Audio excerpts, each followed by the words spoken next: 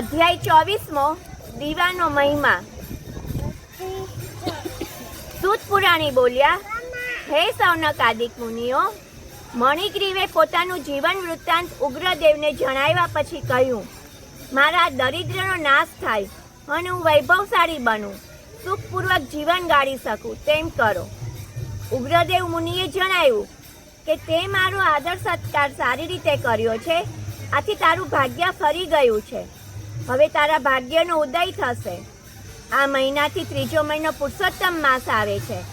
આ માસમાં તમે બંને ભક્તિભાવથી પુરુષોત્તમ વ્રત કરજો। દરરોજ ઘીનો દીવો કરજો। જો ન બની શકે તો તલના તેલનો કરજો, ઈગોરિયાના તેલનો દીવો કરજો। પુરુષોત્તમ માસમાં દીપદાનનો મહિમા ઘણો મોટો છે।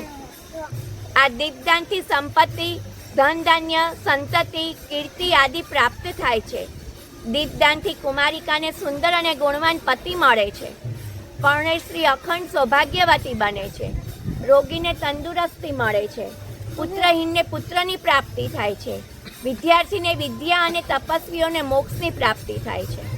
આ માસમાં દીપદાન કરવાથી 16 ગણું પુણ્ય હાંસલ થાય છે। આમ કઈ મણિગ્રીવને સુખી થવાના આશીર્વાદ આપી મુનિ ઉગ્રદેવ પ્રયાગ તરફ જવા નીકળી પડ્યા। થોડા સમય પછી પુરુષોત્તમ માસ આવ્યો, ત્યારે પતિ પત્નીએ જંગલમાં પુરુષોત્તમ વ્રતનો આરંભ કર્યો। આખો માસ તેમણે ઈગોરિયા તેલનો દીવો કરવાનો નિયમ રાખ્યો। તે મુજબ તેમણે આખો પુરુષોત્તમ માસ ઈગોરિયાના તેલનો દીવો કર્યો। ઉગ્રદેવની કૃપાથી દીપદાનના પુણ્ય બળે તેમનો મેલ ધોવાઈ ગયો।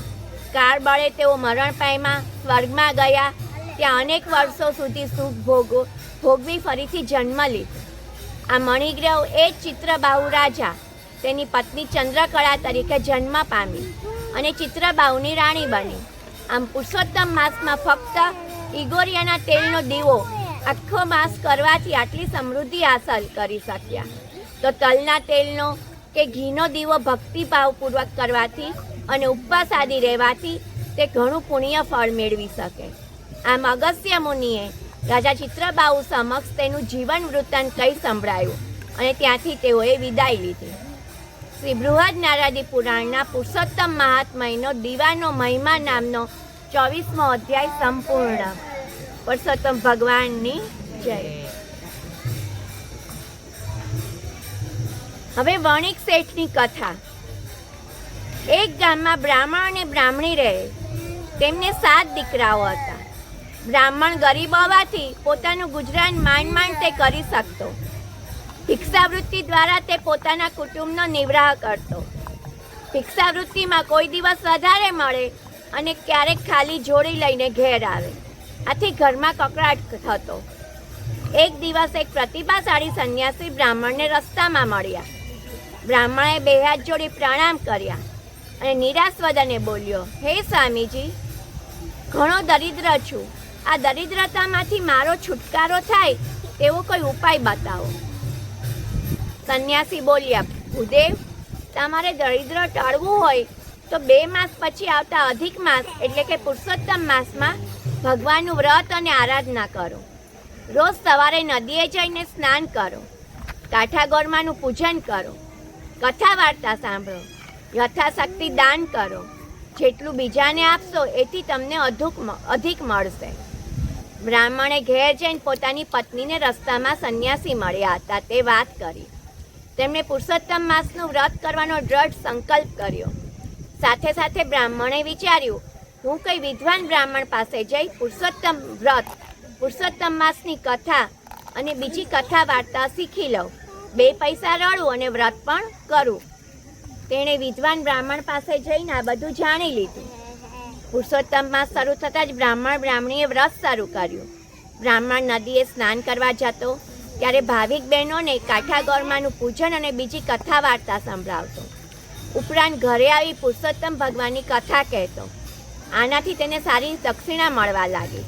અનાજ, કપડાં, ફળો અને રોકડ રકમ પણ મળતી। પડોશમાં એક વણિક શેઠ રહેતા। તેમને સંતાનમાં 5 દીકરીઓ હતી, એક પણ દીકરો ન હતો। વણિક પત્ની ગર્ભવતી હતી। તે બ્રાહ્મણની કથામાં જ હતી। એક દિવસે તેણે બધા કથા સાંભળનાર ગયા પછી બ્રાહ્મણને આ વખતે પોતાને પુત્ર થાય તેવો ઉપાય બતાવવાનું કહ્યું. બ્રાહ્મણે તેને પુરુષોત્તમ માસ વ્રત કરવાનું જણાવ્યું. વણિક પત્નીએ પોતાના પતિને વાત કરી. શેઠ ધર્મમાં માનતા નહીં, પુણ્યદાનમાં માનતા નહીં, છતાં આ વખતે પોતાના પત્નીને પુત્ર થાય તે આશયથી વ્રત કરવાનું કબૂલ્યું.